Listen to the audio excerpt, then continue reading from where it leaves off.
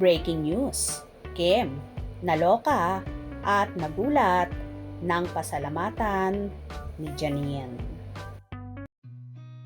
I've seen a lot of change, been through a lot of pain. Some things are not the same as they were a year ago, but all will be okay. I move on each and every day. The past.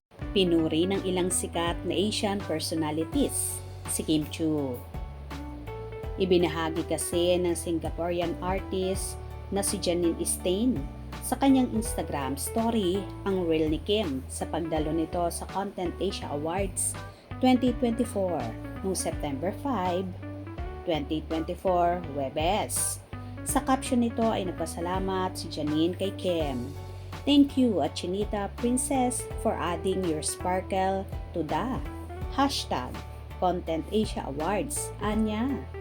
Nirepost naman ito ng Taiwanese CEO, co-founder at president ng KC Global Media Asia na si George Chen.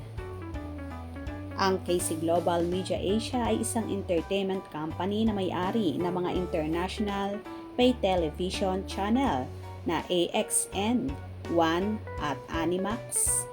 Ang AXN naman ang official broadcast partner ng Content Asia Awards 2024. Pinuri naman ni George si Kim sa kanyang caption, I agree at Janine Stein. At Chinita Princess is a glamorous princess. Pangako pa nito, will do more with her.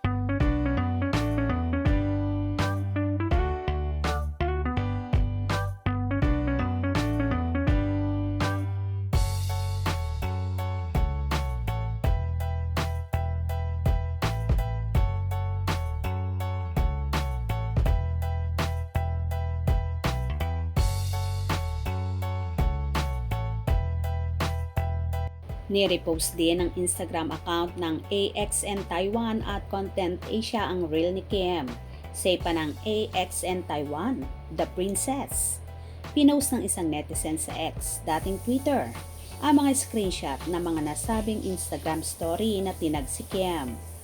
Napansin ito ng actress at nirepost niya sa may caption na, Happy Monday indeed. Tuwang-tuwa nga ang kanyang mga fans sa mga papuri ng mga kilalang Asian personality na gusto pa ngang maka-work siya ulit. Hehehehe, they can't get over you, Kimi. They want more of you. Be ready. Let's claim it for more exposure in the international stage. Say ng isang fan niya sa X. Excited na nga ang mga netizens sa pagrampa ni Kim sa red carpet sa Seoul International Drama Awards 2024.